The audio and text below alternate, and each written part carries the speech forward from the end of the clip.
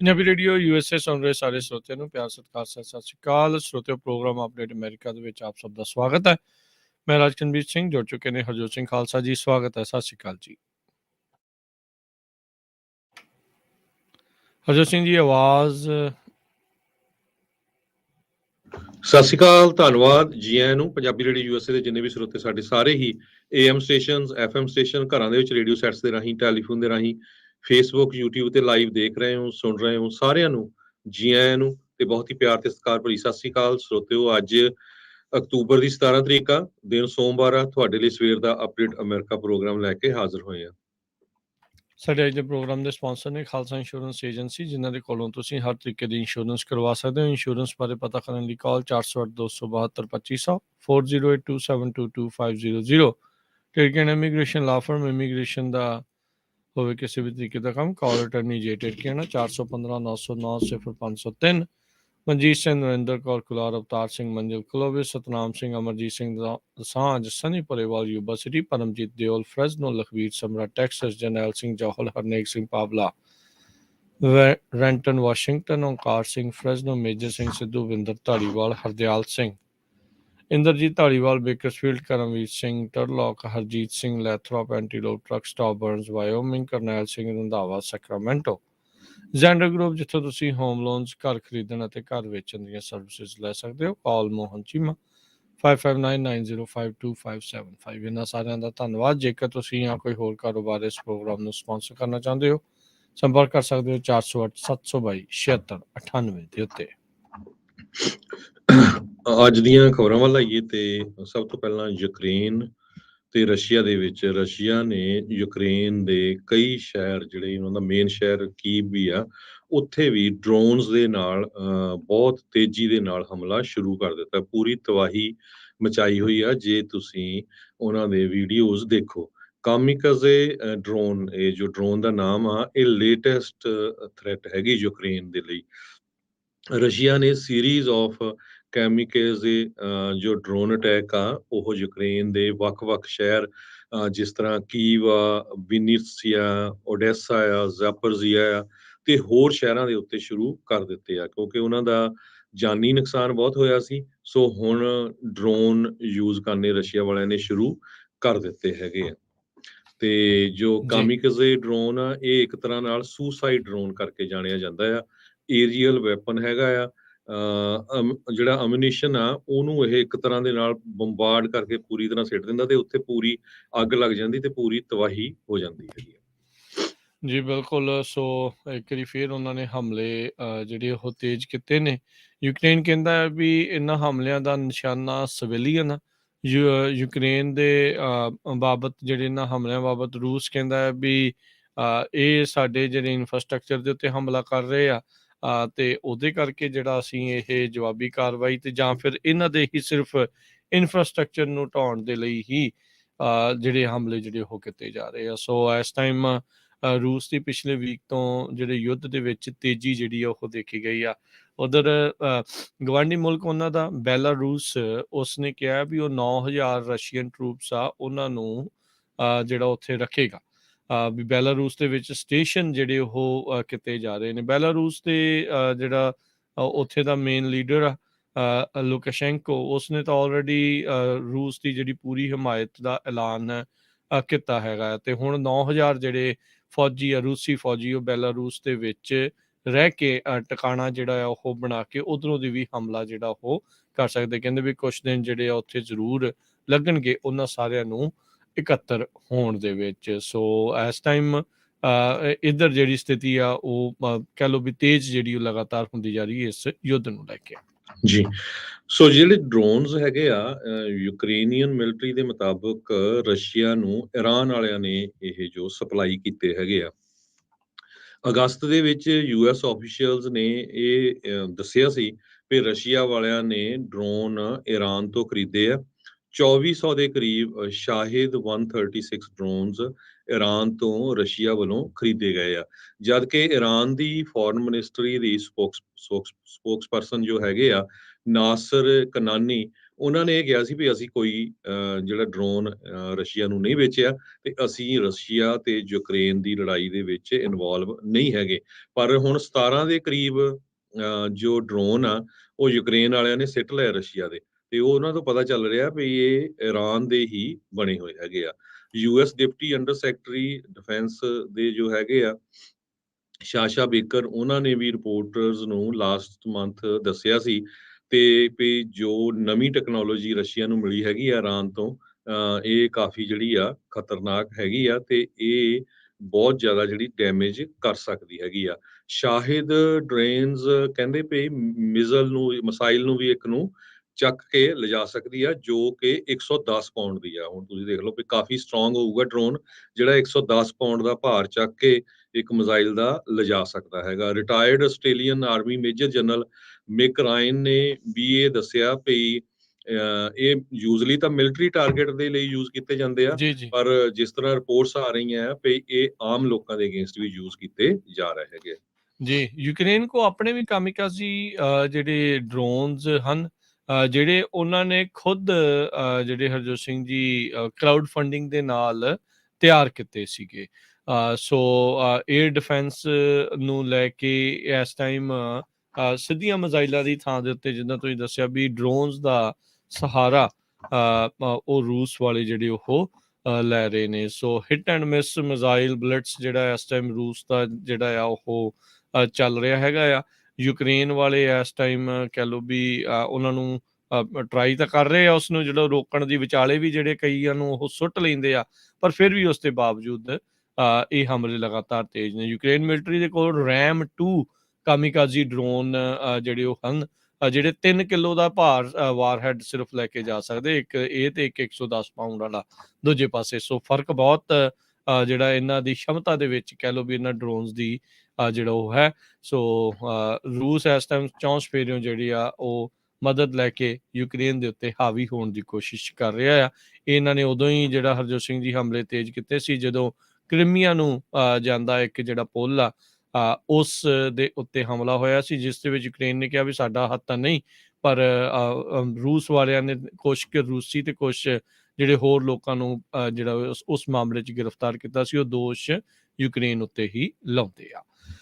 ਅਗਲੀ ਜਿਹੜੀ ਹਰਜੋਤ ਸਿੰਘ ਜੀ ਗੱਲ ਕਰਦੇ ਜਾਈਏ, ਕ੍ਰੈਡਿਟ ਸੂਸੀ ਕਹਿੰਦੇ ਆ ਉਹਨਾਂ ਨੇ ਹੁਣ $495 ਮਿਲੀਅਨ ਜਿਹੜੇ ਉਹ ਪੇ ਕਰਨੇ ਨੇ।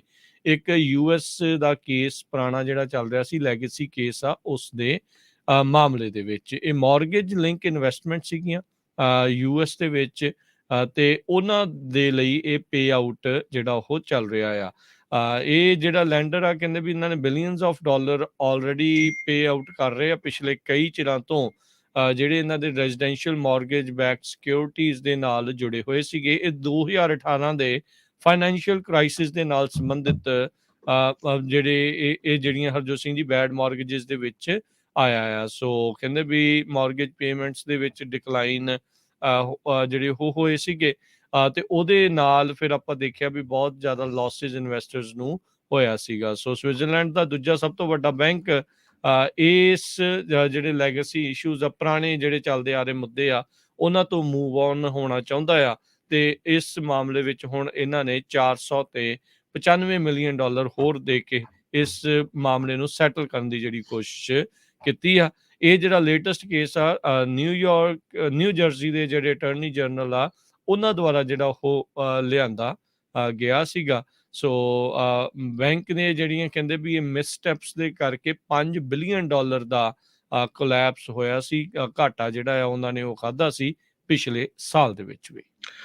ਅਗਲੀ ਖਬਰ ਵੱਲ ਚਲੀਏ। ਆਪਣੇ ਗੁਆਂਢੀ ਸਟੇਟਸ ਓਰੇਗਨ ਤੇ ਵਾਸ਼ਿੰਗਟਨ ਦੇ ਬਾਰਡਰ ਦੇ ਉੱਤੇ ਵਾਈਲਡ ਫਾਇਰ ਲੱਗੀ ਹੋਈ ਆ, ਜੋ ਇਸ ਟਾਈਮ ਕੱਲ ਹੀ ਲੱਗੀ ਆ, ਆਊਟ ਆਫ ਕੰਟਰੋਲ ਜਾ ਰਹੀ ਆ। ਨਕੀਆ ਕ੍ਰੀਕ ਫਾਇਰ ਵੈਨਕੂਵਰ ਜੋ ਵਾਸ਼ਿੰਗਟਨ ਸਟੇਟ ਦੇ ਵਿੱਚ ਹੈਗਾ ਆ, ਉੱਥੇ ਲੱਗੀ ਆ ਤੇ ਟੈਂਪਰੇਚਰ ਵੀ ਬੜਾ ਹਾਈ ਹੈ ਇਸ ਟਾਈਮ ਉੱਥੇ, ਕਹਿੰਦੇ 86 ਡਿਗਰੀ ਦੇ ਕਰੀਬ ਹੈਗਾ। 2000 ਏਕੜ ਆਲਰੇਡੀ ਸੜ ਕੇ ਸੁਆਹ ਹੋ ਚੁੱਕੇ ਆ।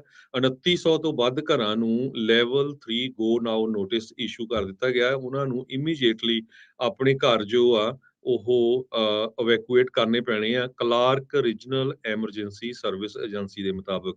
ਇਸ ਤੋਂ ਬਿਨਾਂ 5017 ਘਰਾਂ ਨੂੰ ਲੈਵਲ 2 ਵੀ ਸੈਟ ਨੋਟਿਸ ਇਸ਼ੂ ਕੀਤਾ ਗਿਆ ਵੀ ਤਿਆਰ ਰਹੋ, ਤੁਹਾਨੂੰ ਕਿਸੇ ਟਾਈਮ ਵੀ ਇਵੈਕੂਏਸ਼ਨ ਲਈ ਕਿਹਾ ਜਾ ਸਕਦਾ ਹੈਗਾ ਆ। So fire season usually October ਮਹੀਨੇ ਤੱਕ ਵੀ ਚੱਲਦਾ ਹੈਗਾ, ਪਰ ਟੈਂਪਰੇਚਰ ਜਿੰਨਾ ਹਾਈ ਆ ਉਹਦੇ ਨਾਲ ਨੁਕਸਾਨ ਬਹੁਤ ਜ਼ਿਆਦਾ ਹੋ ਰਿਹਾ। ਕਈ ਲੋਕ ਪਹਿਲੀ ਵਾਰੀ ਇਵੈਕੂਏਟ ਹੋ ਰਹੇ, ਹਾਲਾਂਕਿ ਕਹਿੰਦੇ ਵੀ ਅੱਗਾਂ ਲੱਗਣੀਆਂ ਤਾਂ ਵੈਸਟ ਕੋਸਟ ਦੇ ਵਿੱਚ ਆਮ ਜਿਹੀ ਗੱਲ ਬਣੀ ਹੋਈ ਆ, ਪਰ ਬਹੁਤ ਸਾਰੇ ਲੋਕ ਇਹਨਾਂ 'ਚ ਫਾਰਮਰ ਆ, ਉਹਨਾਂ ਨੇ ਇੱਕ ਦੱਸਿਆ ਵੀ ਕਿਸ ਤਰ੍ਹਾਂ ਸਟੈਫਨੀ ਫੇਥ ਵੈਰਨ ਨਾਮ ਦੀ ਬੀਬੀ, ਜਦੋਂ ਉਸ ਨੂੰ ਨੋਟਿਸ ਦਿੱਤਾ ਗਿਆ, ਉਹ ਕਹਿੰਦੀ ਮੇਰੇ ਕੋਲ 8 ਬੱਕਰੀਆਂ ਆ, 2 ਮਿਨੀਏਚਰ ਪਿਗ ਹੈਗੇ ਆ, ਹੂੰ। 3 ਕੁੱਤੇ ਆ, 2 ਮਿਨੀਏਚਰ ਡੋਂਕੀ ਆ, ਅਫਰੀਕਨ ਟੋਰਟੋਇਜ਼ ਆ, ਡੈਜ਼ਰਟ ਬਰੋ ਆ, ਮਿਊਲ ਆ। ਸੋ ਉਹਨਾਂ ਨੂੰ ਵੀ ਮੈਂ ਕਿਸ ਤਰ੍ਹਾਂ ਲੈ ਕੇ ਜਾਊਂਗੀ 35 ਮੀਲ ਦੂਰ। ਸੋ ਇਹ ਵੀ ਇੱਕ ਤਰ੍ਹਾਂ ਨਾਲ ਬਹੁਤ ਵੱਡੀ ਪ੍ਰੋਬਲਮ ਆ। ਬੰਦਾ ਤਾਂ ਭੱਜ ਜਾਂਦਾ, ਜਿਹੜੇ ਪਿੱਛੇ ਜਾਨਵਰ ਹੁੰਦੇ ਆ ਉਹਨਾਂ ਨੂੰ ਕਿਸ ਤਰ੍ਹਾਂ ਜਿਹੜਾ ਲੈ ਕੇ ਜਾਣਾ। ਪਰ ਜੋ ਉੱਥੋਂ ਪਿਕਚਰਸ ਜਾਂ ਵੀਡੀਓਜ਼ ਆ ਰਹੀਆਂ, ਬੜੀ ਉਹ ਤਬਾਹੀ ਵਾਲੀਆਂ ਆ ਰਹੀਆਂ। ਜੀ ਬਿਲਕੁਲ, ਤੁਹਾਨੂੰ ਵੀ ਕਿਹਾ ਵੀ ਇਹ 156 ਏਕੜ ਤੋਂ ਸ਼ੁਰੂ ਹੋ ਕੇ 2000 ਏਕੜ ਦੇ ਵਿੱਚ ਕਹਿੰਦੇ ਘੰਟਿਆਂ ਦੇ ਵਿੱਚ ਹੀ ਫੈਲ ਗਈ ਆ। Washington state department of national resource ਨੇ ਇਹੀ ਕਿਹਾ ਵੀ ਤੇਜ਼ ਹਵਾਵਾਂ, ਲੋ ਹਿਊਮਿਡਿਟੀ ਤੇ ਗਰਮ ਜਿਹੜੇ ਟੈਂਪਰੇਚਰ ਆ ਉਹਦੇ ਕਰਕੇ ਇਹ ਸਾਰਾ ਕੁਛ ਇਸ ਟਾਈਮ ਦੇਖਣ ਨੂੰ ਮਿਲ ਰਿਹਾ ਹੈ। ਇਸ ਟਾਈਮ ਇਸ ਮੌਕੇ ਨਕੀਆ ਕ੍ਰੀਕ ਫਾਇਰ ਜਿਹੜੀ ਉਹ 5% ਹੀ ਸਿਰਫ ਕੰਟੇਨਡ ਦੱਸੀ ਜਿਹੜੀ ਉਹ ਜਾ ਰਹੀ ਆ। ਸੋ ਤੇਜ਼ ਹਵਾਵਾਂ ਦੇ ਕਰਕੇ ਇਸ ਦੇ ਨਾਲ ਜੂਝਣ ਦੇ ਵਿੱਚ ਬਹੁਤ ਮੁਸ਼ਕਲ ਆ ਰਹੀ ਹੈਗੀ ਆ। ਸੋ ਰੈੱਡ ਫਲੈਗ ਵਾਰਨਿੰਗਸ ਜਿਹੜੀ ਆ ਉਹ ਐਕਸਟੈਂਡ ਕੀਤੀ ਗਈ ਸੀ। ਕੱਲ ਵੈਨਕੂਵਰ ਦਾ ਉੱਥੇ ਜਿਹੜਾ ਇਲਾਕਾ ਆ ਉੱਥੇ ਤਾਪਮਾਨ 86 ਡਿਗਰੀ ਤੱਕ ਜਿਹੜਾ ਆ ਉਹ ਹੋ ਰਿਹਾ ਆ। ਸੋ ਕਹਿੰਦੇ ਵੀ ਇਸ ਨਕੀਆ ਫਾਇਰ ਉੱਥੇ ਜਿਹੜੀ ਉਹ ਲੱਗੀ ਆ ਜਿੱਥੇ ਟੈਂਪਰੇਚਰਸ ਨਾਰਮਲ ਦੇ ਨਾਲੋਂ 10 ਡਿਗਰੀ ਵੱਧ ਜਿਹੜੇ ਐਵਰੇਜ ਰਿਕਾਰਡ ਕੀਤੇ ਜਿਹੜੇ ਉਹ ਜਾ ਰਹੇ ਹੈਗੇ ਆ। ਸੋ ਹੋਪਫੁਲੀ ਜਲਦ ਇਸ ਦੇ ਵਿੱਚ ਕਾਬੂ ਜਿਹੜਾ ਉਹ ਆਵੇ। ਕੈਲੀਫੋਰਨੀਆ ਤਾਂ ਆਲਰੇਡੀ ਬਹੁਤ ਜਿਹੜੀਆਂ ਅੱਗਾਂ ਆ ਉਸ ਦੀ ਮਾਰ ਹੇਠ ਆਉਂਦਾ ਰਿਹਾ ਆ। ਸੋ ਹੋਪਫੁਲੀ ਇਸ ਸਾਲ ਦੇ ਵਿੱਚ ਕੋਈ ਹੋਰ ਨਾ ਹੀ ਜਿਹੜੀ ਉਹ ਲੱਗੇ ਤਾਂ ਹੀ ਚੰਗੀ ਗੱਲ ਆ। ਅਗਲੀ ਜਿਹੜੀ ਹਰਜੋਤ ਸਿੰਘ ਦੀ ਗੱਲ ਕਰਦੇ ਜਾਈਏ, ਯੂਕੇ ਵਾਲਿਆਂ ਦੀ ਇਕੋਨਮੀ ਨੂੰ ਲੈ ਕੇ ਉਹਨਾਂ ਨੂੰ ਭੰਬਲ ਭੂਸਾ ਪਿਆ ਹੈ, ਉਹਨਾਂ ਨੂੰ ਸਮਝ ਨਹੀਂ ਆ ਰਹੀ, ਬਹੁਤ ਭੱਜ ਨੱਠ ਜਿਹੜੀ ਇਸ ਟਾਈਮ ਉਹਨਾਂ ਨੂੰ ਕਰਨੀ ਪੈ ਰਹੀ ਹੈਗੀ ਆ।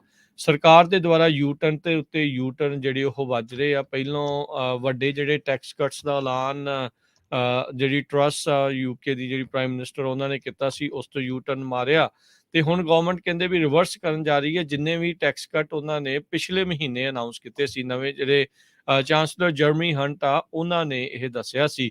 ਆਲਰੇਡੀ ਕੁਝ ਦਿਨਾਂ ਦੀ ਮਹੀਨੇ ਦੀ ਸਰਕਾਰ ਨੇ ਆਲਰੇਡੀ ਇੱਕ ਫਾਈਨੈਂਸ ਮਿਨਿਸਟਰ ਆ ਉਸ ਦੀ ਬਲੀ ਜਿਹੜੀ ਉਹ ਲੈ ਲਈ ਆ, ਉਹਨਾਂ ਨੂੰ ਬਾਹਰ ਦਾ ਰਸਤਾ ਦਿਖਾਉਣਾ ਪੈ ਗਿਆ ਆ। ਸੋ ਹੰਟ ਜਿਹੜੇ ਆ ਜਰਮੀ ਹੰਟ ਉਹਨਾਂ ਨੇ ਕਿਹਾ ਆ ਵੀ ਇਕਨੋਮਿਕ ਗਰੋਥ ਤਾਂ ਜਿਹੜੀ ਉਹ ਚਾਹੀਦੀ ਹੈ, ਪਰ ਨਾਲ ਦੇ ਨਾਲ ਸਥਿਰਤਾ ਤੇ ਵਿਸ਼ਵਾਸ ਜਿਹੜਾ ਆ ਉਹ ਜ਼ਰੂਰੀ ਆ। ਤੇ ਯੂਕੇ ਨੇ ਜਦੋਂ ਤੋਂ ਯੂਰਪੀਅਨ ਸੰਘ ਦੇ ਵਿੱਚੋਂ ਬਾਹਰ ਹੋਏ ਆ, ਬ੍ਰੈਕਸਿਟ ਜਿਹੜਾ ਹੋਇਆ ਆ, ਇਹਨਾਂ ਦੇ ਹਾਲਾਤ ਜਿਹੜੇ ਡਾਵਾਂਡੋਲ ਜਿਹੇ ਹੀ ਜਿਹੜੇ ਉਹ ਰਹੇ ਆ। ਉੱਤੋਂ ਪੋਲੀਟੀਕਲ ਇਨਸਟੇਬਿਲਿਟੀ ਨੇ ਇਸ ਦੇ ਵਿੱਚ ਅੱਗ ਦੇ ਵਿੱਚ ਤੇਲ ਦਾ ਕੰਮ ਜਿਹੜਾ ਉਹ ਕੀਤਾ ਹੈਗਾ ਆ। ਸੋ ਲਿਜ਼ ਟਰੱਸ ਕੀ ਕਰ ਸਕਣਗੇ ਇਹ ਦੇਖਣ ਵਾਲੀ ਗੱਲ ਆ। ਸਟਰਲਿੰਗ ਪਾਉਂਡ ਦਾ ਲਗਾਤਾਰ ਡਿੱਗੀ ਜਾਣਾ, ਫਿਰ ਬੈਂਕਸ ਜਿਹੜੇ ਉੱਥੋਂ ਦੇ ਸੈਂਟਰਲ ਬੈਂਕਸ ਆ ਉਹਨਾਂ ਨੂੰ ਬੌਂਡਸ ਜਿਹੜੇ ਉਹ ਬਾਏ ਕਰਨੇ, ਉਹ ਉਹਨਾਂ ਦੇ ਲਈ ਬੜੀ ਮੁਸ਼ਕਲ ਦਾ ਸਬੱਬ ਬਣਿਆ ਪਿਆ ਆ। ਇੱਕ ਸਾਬਕਾ ਕੈਬਨਿਟ ਮਿਨਿਸਟਰ ਨੇ ਤਾਂ ਇੱਥੋਂ ਤੱਕ ਵੀ ਕਹਿ ਦਿੱਤਾ ਵੀ ਸ਼ੀ ਇਜ਼ ਏ ਗੋਨਰ, ਵੀ ਇਹ ਬਹੁਤਾ ਚਿਰ ਜਿਹੜੀ ਆ ਉਹ ਨਹੀਂ ਟਿਕੇਗੀ। ਸੋ ਇਹ ਉੱਥੇ ਦੇ એનર્ਜੀ ਕ੍ਰਾਈਸਿਸ ਨਾਲ ਦੇ ਨਾਲ ਚੱਲ ਰਿਹਾ ਆ, ਇਕਨੋਮਿਕ ਕ੍ਰਾਈਸਿਸ ਉਹ ਵੀ ਨਾਲ ਦੇ ਨਾਲ ਚੱਲ ਰਿਹਾ ਆ। ਸੋ ਬੜੀ ਜਿਹੜੀ ਇਸ ਟਾਈਮ ਮੁਸ਼ਕਲ ਬਣੀ ਪਈ ਆ।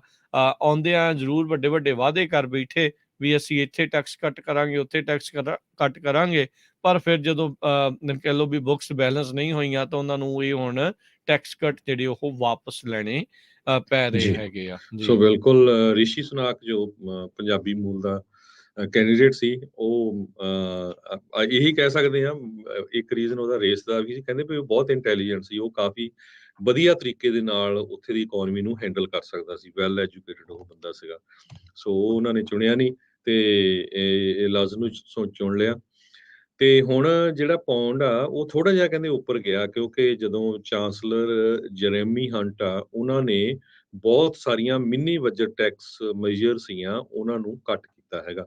ਸੋ ਹੁਣ ਸਟਰਲਿੰਗ ਵੀ ਜਿਹੜਾ ਆ ਥੋੜਾ ਉੱਪਰ ਗਿਆ, ਪਰ ਘੱਟੋ ਘੱਟ ਚਲੋ ਰਾਜਕਨਵੀਰ ਸਿੰਘ ਜੀ ਉਹ ਮੰਨ ਤਾਂ ਰਹੇ ਨਾ ਵੀ ਸਾਡਾ ਥੱਲੇ ਗਿਆ ਤੇ ਅਸੀਂ ਇਹਦੀ ਕੁਛ ਨਾ ਕੁਛ ਤਿਆਰੀ ਕਰੀਏ ਵੀ ਕਿਸ ਤਰ੍ਹਾਂ ਅਸੀਂ ਇਹਨੂੰ ਇੰਪਰੂਵ ਕਰ ਸਕਦੇ ਹਾਂ। ਦੂਜੇ ਪਾਸੇ ਭਾਰਤ ਦੀ ਜਿਹੜੀ ਫਾਈਨੈਂਸ ਮਿਨਿਸਟਰ ਆ, ਜਦੋਂ ਉਹਨੂੰ ਪੁੱਛਿਆ ਗਿਆ ਵੀ ਭਾਈ ਰੁਪਈਆ ਤਾਂ ਥੱਲੇ ਨੂੰ ਡਿੱਗਦਾ ਜਾ ਰਿਹਾ, ਉਹ ਕਹਿੰਦੀ ਨਹੀਂ ਰੁਪਈਆ ਨਹੀਂ ਡਿੱਗਦਾ ਜਾ ਰਿਹਾ, ਡਾਲਰ ਸਟਰੋਂਗ ਹੁੰਦਾ ਜਾ ਰਿਹਾ। ਸੋ ਇਹ ਉਹਨਾਂ ਦੀ ਹੂੰ, ਸਟੇਟਮੈਂਟ ਸੀਗੀ। ਤੇ ਜੀ। ਅਗਲੀ ਖਬਰ ਵੱਲ ਚੱਲੀਏ।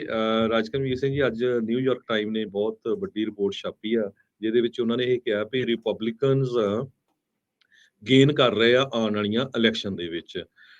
ਸਭ ਤੋਂ ਵੱਡਾ ਰੀਜ਼ਨ ਜਿਹੜਾ ਇਕਨੋਮੀ ਨੂੰ ਲੈ ਕੇ ਆ, ਨਵੇਂ ਉਹਨਾਂ ਨੇ ਜੋ ਪੋਲ ਜਾਰੀ ਕੀਤੇ ਆ ਉਹਨਾਂ ਦੇ ਮੁਤਾਬਕ ਰਿਪਬਲਿਕਨਸ ਦਾ ਥੋੜਾ ਹੱਥ ਇਸ ਵਾਰ ਡੈਮੋਕ੍ਰੇਟਸ ਨਾਲੋਂ ਉੱਪਰ ਹੈਗਾ ਆ, ਜੋ ਨਵੰਬਰ ਦੇ ਵਿੱਚ ਇਲੈਕਸ਼ਨ ਹੋਣੀਆਂ ਆ।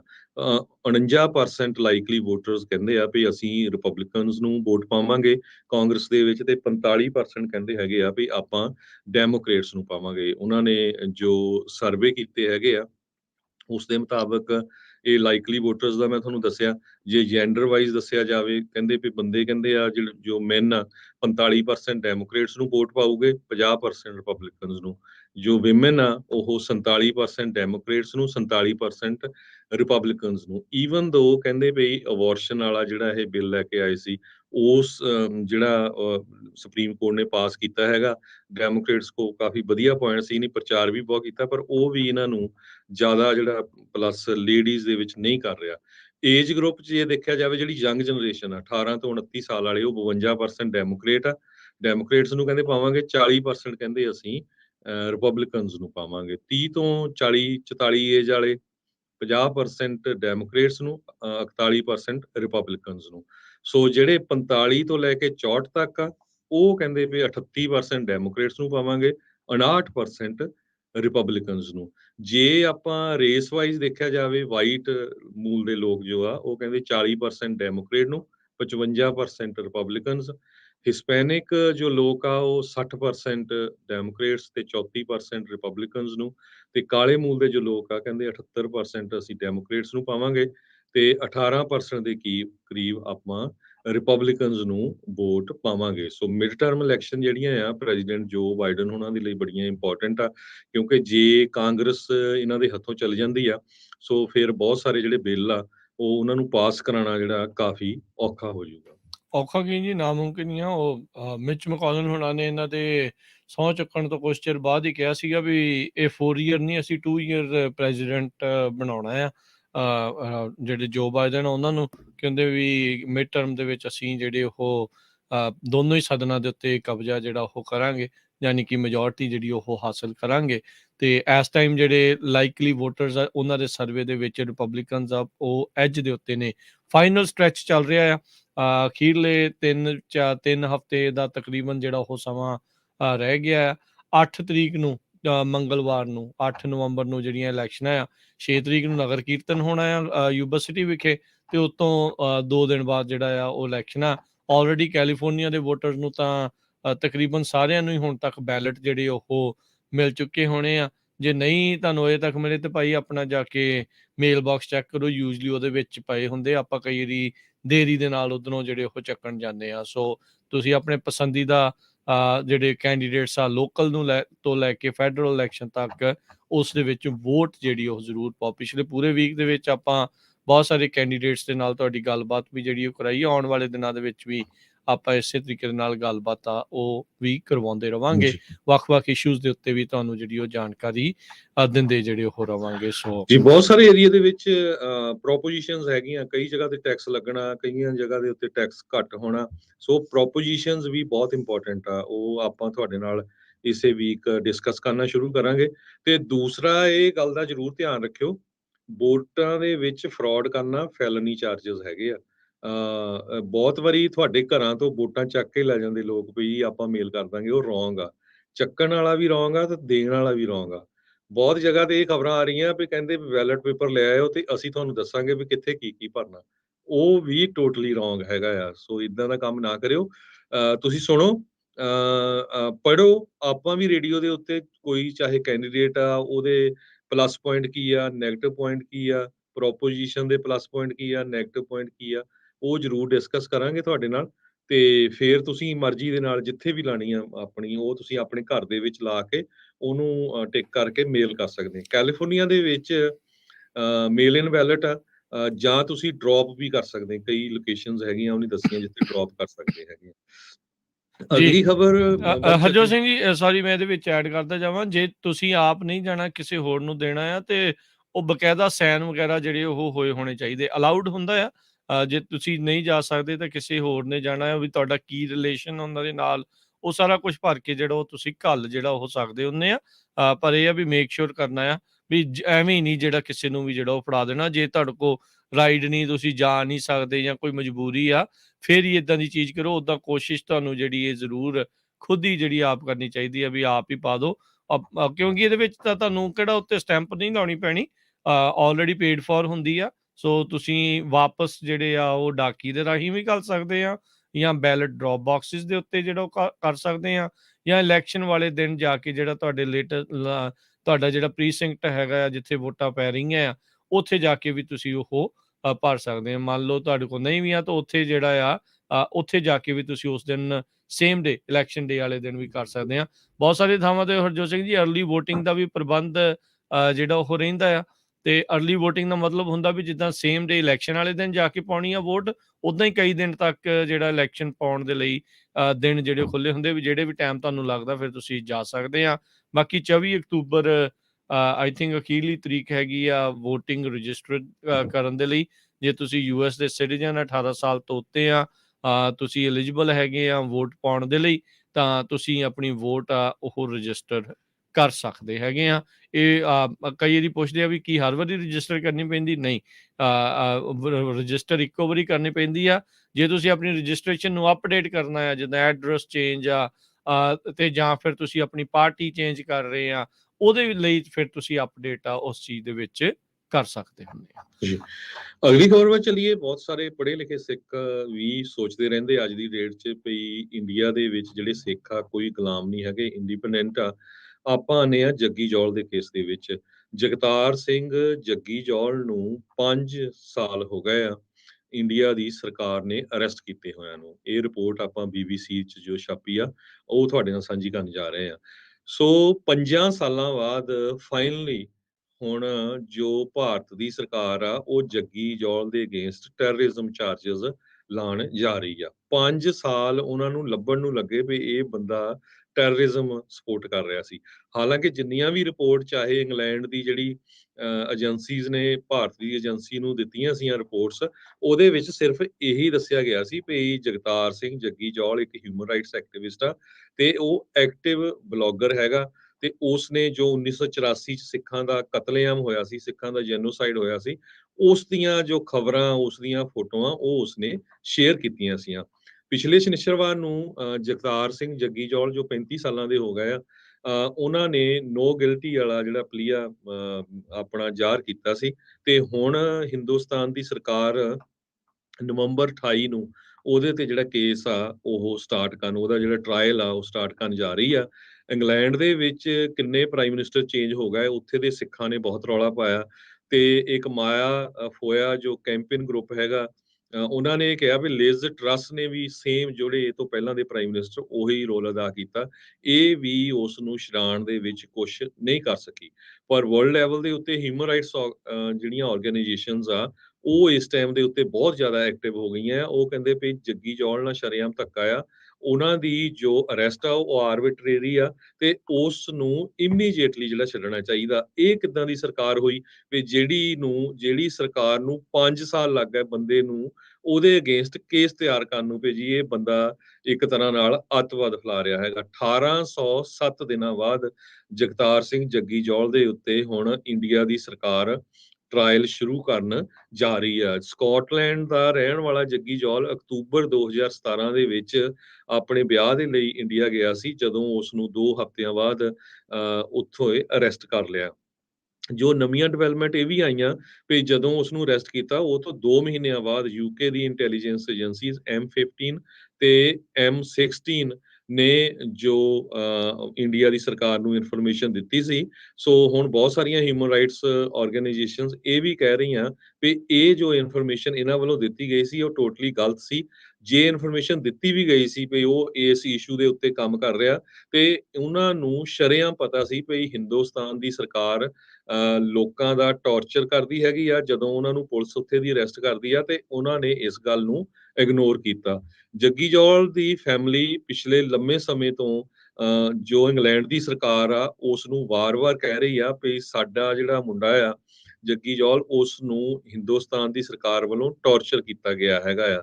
ਸੋ ਫੋਰਨ ਕਾਮਨਵੈਲਥ ਤੇ ਡਿਵੈਲਪਮੈਂਟ ਆਫਿਸ ਦੇ ਸਪੋਕਸਪਰਸਨ ਨੇ ਇਹ ਕਿਹਾ ਵੀ ਅਸੀਂ ਵਾਰ-ਵਾਰ ਜੋ ਇੰਗਲੈਂਡ ਦਾ ਆ ਜੱਗੀ ਜੌਲ ਦੇ ਕੇਸ ਦੀ ਜੋ ਇਸ਼ੂ ਆ ਉਹ ਇੰਡੀਆ ਦੀ ਸਰਕਾਰ ਦੇ ਨਾਲ ਡਿਸਕਸ ਕਰਦੇ ਆ ਰਹੇ ਆ, ਤੇ ਉਹਨਾਂ ਨੂੰ ਕਹਿੰਦੇ ਆ ਰਹੇ ਆ ਵੀ ਉਹ ਟਾਰਚਰ ਹੋ ਰਿਹਾ ਤੇ ਉਹਦਾ ਜਿਹੜਾ ਟਰਾਇਲ ਆ ਉਹ ਫੇਅਰ ਹੋਣਾ ਚਾਹੀਦਾ ਹੈਗਾ ਆ। ਤੇ ਯੂਕੇ ਦੀ ਗਵਰਨਮੈਂਟ ਸਟਰੋਂਗਲੀ ਅਪੋਜ਼ ਕਰਦੀ ਹੈ ਕਿਸੇ ਤਰ੍ਹਾਂ ਦੀ ਕੋਈ ਡੈਥ ਪੈਨਲਟੀ ਜਾਂ ਕੋਈ ਹਿਊਮਨ ਰਾਈਟਸ ਦੀ ਵਾਇਲੇਸ਼ਨ ਕਰਦਾ ਹੋਵੇ।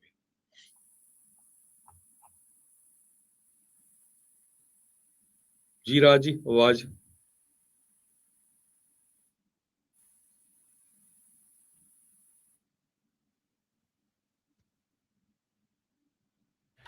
ਆਵਾਜ਼ ਆ ਰਹੀ ਹੈ ਹੁਣ ਜੀ? ਜੀ ਜੀ ਜੀ। ਸੋ ਬਿਲਕੁਲ ਸ਼ਰੇਆਮ ਕਈ ਸਾਲ ਜਿਹੜਾ ਦੇਖੋ ਧੱਕਾ ਹੋਇਆ, ਆਰਬਿਟਰੀ ਵੀ ਬਸ ਅਜੇ ਕਰੀ ਜਾਂਦੇ ਆ, ਤੇ ਫਾਈਨਲੀ ਜਿਹੜੇ ਚਾਰਜ ਜਿਹੜੇ ਉਸ ਦੇ ਉੱਤੇ ਜਿਹੜੇ ਉਹ ਲਾਏ ਆ। ਗੁਰਪ੍ਰੀਤ ਸਿੰਘ ਜੌਲ, ਜਿੱਦਾਂ ਤੁਸੀਂ ਦੱਸਿਆ ਵੀ ਇਹਨਾਂ ਦਾ ਜਿਹੜਾ ਭਰਾ ਆ ਉਹ ਯੂਕੇ ਦੀ ਗਵਰਨਮੈਂਟ ਦੀ ਰਿਸਪੌਂਸ ਤੋਂ ਬਹੁਤ ਜ਼ਿਆਦਾ ਨਾਖੁਸ਼ ਆ। ਸਕਾਟਲੈਂਡ ਦਾ ਇਹ ਰਹਿਣ ਵਾਲਾ, ਉੱਥੋਂ ਦਾ ਇਹ ਵਸਨੀਕ ਜਗਤਾਰ ਸਿੰਘ ਜੱਗੀ ਜੌਲ, ਜਿਹੜਾ ਕਿ ਵਿਆਹ ਦੇ ਲਈ ਆਪਣੇ ਉੱਥੇ ਗਿਆ ਸੀਗਾ। ਉਸ ਤੋਂ ਬਾਅਦ ਦੇ ਵਿੱਚ ਵਿਆਹ ਤੋਂ ਬਾਅਦ 'ਚ ਘੁੰਮ ਰਿਹਾ ਸੀਗਾ ਕਿਤੇ ਬਾਜ਼ਾਰ ਦੇ ਵਿੱਚ, ਜਿੱਦਾਂ ਅਕਸਰ ਹੁੰਦਾ ਹੀ ਆ ਲੋਕ, ਤੇ ਅਨਮਾਰਕਡ ਗੱਡੀ ਦੇ ਵਿੱਚ ਕਹਿੰਦੇ ਵੀ ਉਸ ਪਰਿਵਾਰ ਵਾਲੇ ਕਲੇਮ ਕਰਦੇ ਵੀ ਉਹਨੂੰ ਉੱਥੋਂ ਪਾ ਕੇ ਫੜ ਕੇ ਜਿਹੜਾ ਉਹ ਲੈ ਗਏ, ਤੇ ਹੁਣ ਉਸ ਦੇ ਉੱਤੇ ਜਿਹੜਾ ਤਸ਼ੱਦਦ ਵੀ ਜਿਹੜਾ ਉਹ ਢਾਇਆ ਜਾ ਰਿਹਾ ਹੈਗਾ ਆ। ਸੋ ਯੂਕੇ ਦੀ ਸਰਕਾਰ ਅਕਸਰ ਹੀ ਭਾਰਤ ਦੇ ਇਹਨਾਂ ਪੁੱਠੇ ਕੰਮਾਂ ਦੇ ਵਿੱਚ ਹਮੇਸ਼ਾ ਉਹਨਾਂ ਦਾ ਸਾਥ ਦਿੰਦੀ ਸਾਥ ਰਿਹਾ ਜਿਹੜੀ ਆਈ ਜੀ। ਆਈ ਹੈਗੀ ਆ। ਸੋ ਇਹ ਜਿਹੜੀ ਸਥਿਤੀ ਹੈ ਇਸ ਟਾਈਮ, ਅੱਜ ਦੀ ਨਹੀਂ ਕਦ ਦੀ ਜਿਹੜੀ ਉਹ ਚੱਲ ਰਹੀ 1984 ਤੋਂ ਲੈ ਕੇ ਹੁਣ ਤੱਕ। ਸਿੱਖਾਂ ਨੂੰ ਜਦੋਂ ਤਾਂ ਲੜਾਈ ਦੇ ਲਈ ਲੋੜ ਸੀਗੀ, ਉਦੋਂ ਤਾਂ ਵਰਲਡ ਵਾਰ ਦੇ ਵਿੱਚ ਪੂਰੀ ਤਰ੍ਹਾਂ ਵਰਤਿਆ, ਤੇ ਬਾਅਦ ਦੇ ਵਿੱਚ ਉਹਨਾਂ ਦੇ ਨਾਲ ਉਹਨਾਂ ਨੇ ਕਿੱਦਾਂ ਜਿਹੜਾ ਆ ਉਹ ਯੂਜ਼ ਕੀਤਾ ਹੈ ਉਹਨਾਂ ਨੂੰ, ਉਹ ਸਾਰਿਆਂ ਦੇ ਸਾਹਮਣੇ ਆ, ਤੇ ਹੁਣ ਕਿੱਦਾਂ ਉਹਨਾਂ ਦੇ ਨਾਲ ਧੱਕਾ ਕਰਵਾ ਰਹੇ ਆ। ਕੱਲਾ ਤੇ 84 ਨਹੀਂ ਰਾਜਕਰਮੀ ਸਿੰਘ ਜੀ, 1947 ਦੇ ਵਿੱਚ ਬਿਲਕੁਲ ਸਾਡਾ ਪੰਜਾਬ ਵੰਡਦਾ, ਉਸ ਉਧਰ ਵੀ ਤੇ ਇੱਧਰ ਵੀ ਪੰਜਾਬੀ ਵੰਡ ਦਿੱਤੇ। ਦੂਸਰੇ ਨੰਬਰ ਤੇ ਫਿਰ 1984 ਵੇਲੇ ਪੂਰੀ ਇਹਨਾਂ ਦੀਆਂ ਜੋ ਇੰਟੈਲੀਜੈਂਸ ਏਜੰਸੀਜ਼ ਆ ਉਹਨਾਂ ਨੇ ਇੰਦਰਾ ਗਾਂਧੀ ਦਾ ਸਾਥ ਦਿੱਤਾ, ਤੇ ਹੁਣ ਵੀ ਬਾਰ-ਬਾਰ ਉਹ ਇਨਫੋਰਮੇਸ਼ਨ ਦਿੰਦੇ ਰਹਿੰਦੇ, ਹਾਲਾਂਕਿ ਲੱਭਦਾ ਕੁਛ ਨਹੀਂ ਹੈਗਾ। ਸੋ ਇਹ ਪਤਾ ਨਹੀਂ 82,000 ਸਿੱਖ ਵਰਲਡ ਵਾਰ ਦੇ ਵਿੱਚ ਸ਼ਹੀਦ ਹੋਏ ਸੀ ਇਹਨਾਂ ਦੀਆਂ ਸਰਕਾਰਾਂ ਦੇ ਲਈ। ਪਤਾ ਨਹੀਂ ਇਹਨਾਂ ਨੇ ਸਿੱਖਾਂ ਦਾ ਕਿੱਦਾਂ ਖੂਨ ਚੂਸਣਾ ਆ। ਸਿੱਖ ਜ਼ਰੂਰ ਸਾਡੀ ਵੱਡੀ ਗਿਣਤੀ 'ਚ ਇੰਗਲੈਂਡ 'ਚ ਵੀ ਰਹਿੰਦੇ ਆ, ਪਰ ਹਮੇਸ਼ਾ ਇਹਨਾਂ ਦੀ ਪਾਲਿਸੀ ਜਿਹੜੀ ਆ ਉਹ ਪ੍ਰੋ ਇੰਡੀਆ ਰਹੀ ਹੈਗੀ ਆ, ਤੇ ਆਪਾਂ ਸਾਰਿਆਂ ਨੂੰ ਇਸ ਨੂੰ ਐਕਸਪੋਜ਼ ਕਰਨਾ ਚਾਹੀਦਾ ਹੈਗਾ। ਜਿਹੜੇ ਰਿਸ਼ੀ ਸੁਨਾਕ ਦੀ ਹਰਜੋਤ ਸਿੰਘ ਜੀ ਤੁਸੀਂ ਗੱਲ ਕਰ ਰਹੇ ਸੀ, ਉਹ ਵੀ ਬਹੁਤ ਪ੍ਰੋ ਇੰਡੀਆ ਜੀ ਜਿਹੜਾ ਜੀ ਉਹ ਹੈਗਾ ਆ। ਜੀ ਬੀਤੇ ਜਦੋਂ ਕੋਵਿਡ ਦੇ ਵਿੱਚ ਬੋਰਿਸ ਜੌਨਸਨ ਦੇ ਕੈਬਨਿਟ ਮੰਤਰੀ ਦੇ ਤੌਰ ਤੇ ਸੀ, ਬਹੁਤ ਗਾਲਾਂ ਇਸ ਨੂੰ ਜਿਹੜੀਆਂ ਉਹ ਪੈਂਦੀਆਂ ਸੀ, ਕਿਉਂਕਿ ਇਹਨੇ ਵੀ ਲੋਕਾਂ ਦਾ, ਆਮ ਲੋਕਾਂ ਦਾ ਉੱਥੇ ਵੀ ਬੜਾ ਖੂਨ ਜੀ। ਜਿਹੜਾ ਉਹ ਚੂਸਣ ਦੇ ਵਿੱਚ ਕੋਈ ਕਸਰ ਨਹੀਂ ਜਿਹੜੀ ਉਹ ਛੱਡੀ ਸੀ। ਇੱਥੇ ਤੇ ਆਪਾਂ ਜਿਹੜੀ ਇੱਕ ਇਹਨਾਂ ਦੀ ਹੋਮ ਜੀ ਸੈਕਟਰੀ ਸੀਗੀ ਉਹ ਪ੍ਰੀਤੀ ਪਟੇਲ, ਹਾਂ ਉਹਨੂੰ ਵੀ ਬਹੁਤ। ਉਹਨੇ ਸੋ ਆਪਾਂ ਜੀ ਬ੍ਰੇਕ ਲੈਂਦੇ ਆ। ਬ੍ਰੇਕ ਤੋਂ ਬਾਅਦ ਘੋੜੇ ਦੇ ਉੱਤੇ ਵੀ ਡਰੰਕ ਕਰਦੇ ਬੰਦੇ ਨੂੰ ਟਿਕਟ ਮਿਲ ਗਈ ਆ, ਉਹ ਤੁਹਾਡੇ ਨਾਲ ਖਬਰ ਸਾਂਝੀ ਕਰਾਂਗੇ। ਜੀ